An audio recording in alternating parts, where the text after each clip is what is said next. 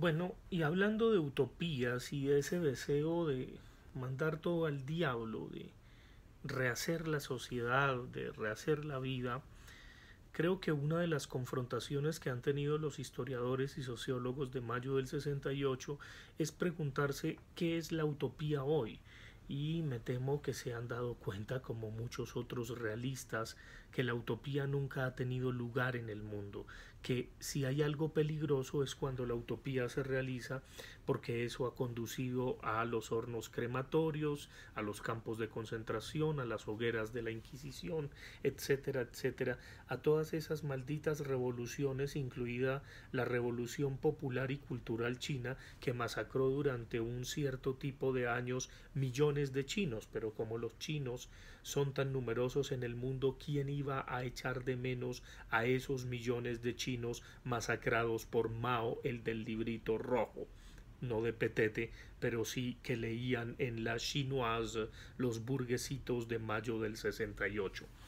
Bien, es importante reflexionar sobre la utopía porque lo que tenemos hoy son retrotopías, es decir, añoranzas de momentos utópicos que ya no tenemos. Nos hemos dado cuenta con un realismo feroz que la revolución, el cambio, los grandes relatos que llama Lyotard, pues ya no tienen lugar en el mundo. Estamos en un mundo de instantaneidad, de inmediatez, de velocidad, de vértigo, y la idea de construir una ciudad allá eterna como esa idea de el pueblo de Israel que atraviesa el mar para huir del faraón, según el discurso de Gustavo Petro, pues es de una retórica hoy día más greco-quimbaya y patética que otra cosa. Obviamente eso se reviste de mesianismo, pero la utopía no tiene lugar en el mundo. Es la gran paradoja de la utopía. Y si llega a tenerlo es peligrosísima. Esa es una de las conciencias fundamentales en esa post-adolescencia, o mejor en esa conciencia de ser adolescente que obliga a dejar de ser adolescente tras mayo del 68. Y si la utopía no tiene lugar, entonces ¿qué nos cabe esperar? La heterotopía, diría Foucault, es decir, un espacio absolutamente otro que refleje, neutralice y contradiga lo que le rodea. Bueno, para eso están los zoológicos, los cementerios, los centros comerciales, los moteles, las bibliotecas, los museos, etcétera, etcétera. No. El punto crucial hoy, a propósito de la utopía que no tiene lugar en el mundo, es un realismo feroz, pero un realismo que no nos impida soñar y que no nos impida tener sueños colectivos, sabiendo justamente que no todo se puede ir para la mierda, que no todo se puede poner patas arriba, que finalmente se negocia, que finalmente se concerta, que aunque se pelee uno con la gran mamá, que es la cultura, es hijo de ella. Eso es muy importante porque evidentemente estamos asistiendo a un momento bastante crítico, no solamente en Colombia, sino en el mundo, un momento de proteccionismo, de encerramiento, de nacionalismos, de patrioterismos, de subidas de las extremas derechas y de fracasos de las izquierdas, porque cayeron evidentemente en la lógica del poder que conduce desgraciadamente a querer conservarlo como sea, a toda costa, a como dé lugar, y por supuesto los escándalos pues no pueden taparse con un dedo como el sol.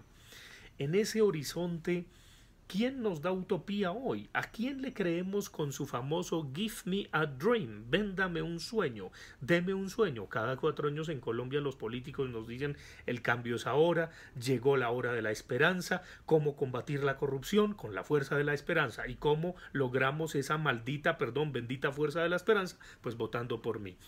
Y allí los que se las dan de ser conciencia moral son los más peligrosos, porque se vuelven más demagogos que los demagogos tradicionales.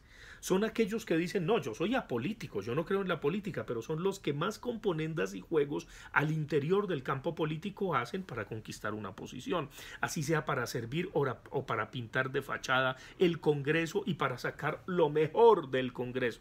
Son unos eufemismos medio mesiánicos ridículos que lo único que nos hacen pensar es que a veces no son locos que se hacen los bobos, sino de pronto bobos que se hacen los locos.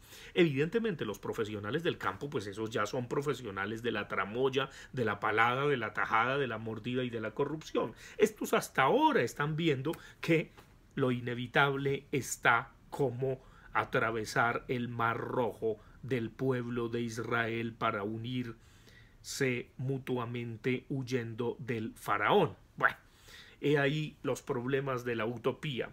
Pero tomar conciencia de que la utopía es solo un delirio movilizador y nada más es madurar, es dejar de ser un poquito adolescente, aunque puede tener la gracia el adolescente, que es una gracia feroz, un poco suicida, y es que se tira todo. La gran pregunta que tenemos que hacernos en Colombia, como adolescentes eternos que somos, como púberes que somos, es si también nos vamos a tirar el último cuento que nos contamos, que es el cuento de la paz, porque aquí vivimos de cuento en cuento y de cuento en cuento, y el último cuento que nos contamos es la paz. ¿Nos lo vamos a tirar?